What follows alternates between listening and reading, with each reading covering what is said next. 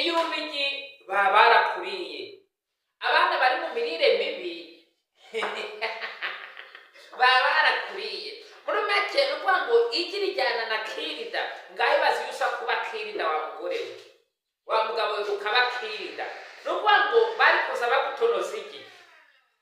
Ariko tubanze tubasabe mukore subscribe kuri channel yacu.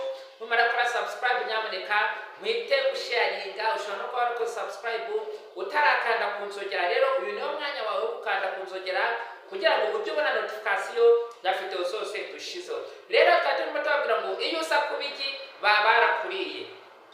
Abana bari mu mirire mibi baba barakuriye. Hari abakire bigira nkaho atari abantu, ugasanga baravuze bati ngiye kurya umureti. Nukuvuga ngo iyo usa kubigi baba barakuriye mu mureti. Ntabwo ari kuvukamo inkoko.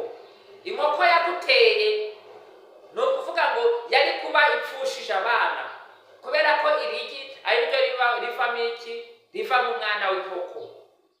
Rero iyo usa kuba inkoko ni ukuvuga ngo uba warapfushije, uba warabaye incike, kubera ko amagi yawe avamo abana baba barayariye. Baba baragemuye mu bigo by'incuke, bakagemura mu mahoteli, bakagemura mu kabari. Hari n'ababacuruza mu ndobo bakabashyiraho n'urusenda. Ibaze kurya umwana wawe bakamurisha urusenda. Ni ibintu bitoroshe. Gusa reka tubanza tubasabe abashaka kwamamaza kuri TikTok account yacu Ririmba official ndetse na Rucago Fast gatatu, muze kwamamazanye. Kwamamaza ni 200, ubundi tukagukorera content, ubundi ukagenda ukamamaza ibintu bikamera neza. Turagushimiye wowe dukurikiranye, wowe ngiriki harabari kwaza ngo mbese irigi ngo ni irigore ngo ni irigabo. Gusa iyi nkoko nayo ntabwo ibizi nimba yarabyaye ikigabo cyangwa ikigore. Gusa turamutse irigi turimenye, bamwe bashobora guhita bazana saliva. Saliva murayizi. Saliva ni utuntu tumeze nkaho ari apeti kwa kundi ngo mbonye ihene amazi yuzura iki ku gikuta. Muribuka umugani uvuga ngo ni ruhaya gusekurume rwa murarika icyanwa. Ngo nabonye ihene isesemera yibaga. Byose murabyibuka.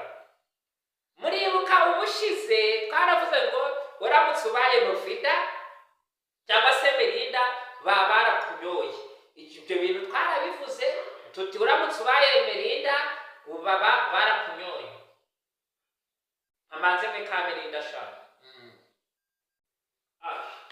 Ishute mwana wa ishute. Ibisa kuba rero Melinda baba barakunyoye. Uyu munsi twasanye iki. Iyo usa kubiki baba barakunyoye. Abakire muturanye baba barakuriye mu mureti. Ndetse abantu bari kuza birwaza bakavuga bati nshaka umureti. Ibase umuntu akikaza ngo nshaka umureti, ubwo agambiriye ko bagira bate ko bakwica. Reka turimene none odo. Burindi iyo ugiye gutonora iki, dore ko bari kuza bagutonora wayibonye. Kabigishe no gutonora iki. Noneho hari abantu bameze nkaho ari ibihwerahwere. Igihwerahwere ni umuntu utifuriza mugenzi we ko yabaho, ugasanga ntose nk'umuntu ararwaye ngo nshaka umureti. Umureti ashaka ko bica inkoko, ashaka ko bica ajya umureti uva mu nkoko. Ibi bintu rero twatubabwira nyamuneka muze mwihutira gukora share, like na subscribe. Murabona turimo gutonora igi ryacu. Rero tubabwire ko mu by'ukuri iyo uza kubigi baba barakuriye. Noneho iyi ni kirida. No kuvuga ngo ubu ngubu iyo usa kuba kirida, abantu baba bagushira mu menyo bakwihanyaguza, ari umukene ari umukire. Ibi tuza tubivuga turimo guseka, ntimukaje muvuga ngo mu by'ukuri ngo bariya barahaze bahaze hehe. Ibi bintu ko ibi bintu ntabwo ari uguhaga, ahubwo nuko tuba twibutse ko Imana itatugize amagi. Hari abadutonorera mu ndobo, babandi bagenda baducuruza mu ndobo, bacuruza amagi. Ngo iyo uza kuba igi wumva ngutonoye pe. Iyo uza kuba bagutonoye, urabona ko by'ukuri reba kuntu bagutonoza, baba bagutonoza kirida do. Ariko hari n'amagi atonoka nabi, nk'iringiri wagira ngo baritekesheje iki, ingutiya z'abagore, kubera ko hari uburyo ufata ibyenda bishaje wabuze amakara ukaza kubicana da.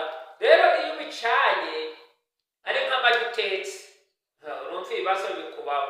Ni ukuvuga ngo bamara kugutonora noneho ukaza kugira ute, bakaza kukujomba muri kirida.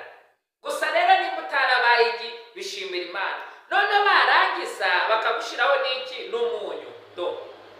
Ni ukuvuga ngo iyo ubigi baba barakuriye bakakuminjiraho umunyu gutya noneho bakagira ngutya.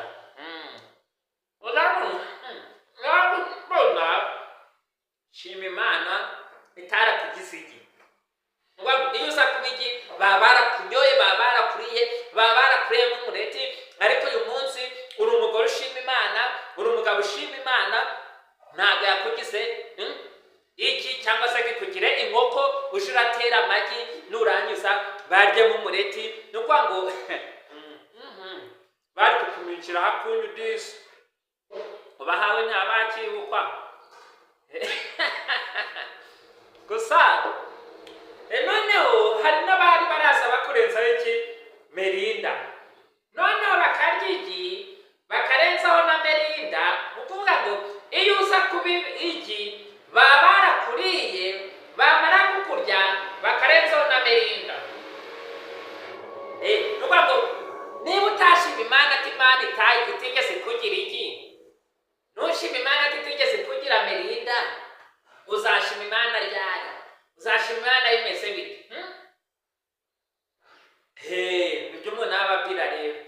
Gusa tubasabe gukora subscribe kandi mukore share, mwandike komenti, muvuge muti kiriya kigabo ntabwo tucyemera, muvuge muti kiriya kigabo ibyo kiri kutubwira kirimo kiratubesha, muvuge muti muvuga ngo video zose musisangara kuri TikTok account ya Ririmba Official ndetse na Ucago Nifasi gatatu. Ibintu rero tuze tubibabwira, nitumara kubibabwira mumenye ukuri nyako.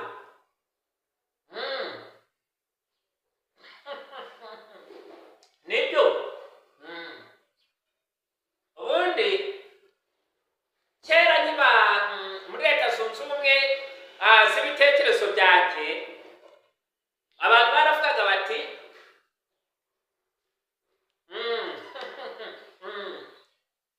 ni ukuvuga ngo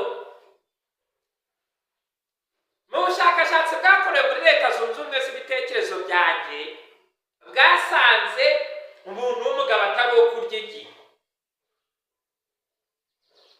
Hari abajya kuvuga ngo nese wowe ntabwo uri umugabo. Njyewe wari uzi ko nkiri umwana buriya, iyo ngeze ku murenge barambaza ngo papa wawe na mama wawe bitwa bande? Kandi nta muntu w'umugabo babasa ababyeyi be. Ubwo se urumva bishoboka? Rero iyo bambaje ngo papa wawe na mama wawe bitwa bande, uruwande, numva nezerewe nkavuga ibikanirire nimere ka merinda, kuko n'ubundi iyo Imana ingira merinda uba waranyoye cyangwa se uba warampenzeho nkaza kuborera mu kabati. Rero kuba ntarabaye merinda ntabwo nareka kuyiba.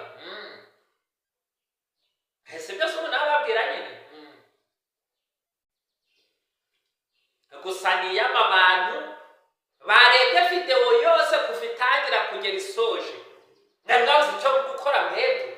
Nta soni mugira kuza ukicara imbere yanjye ukandebera video, warangiza kuyireba ubwo se muhaye iki? Turukareba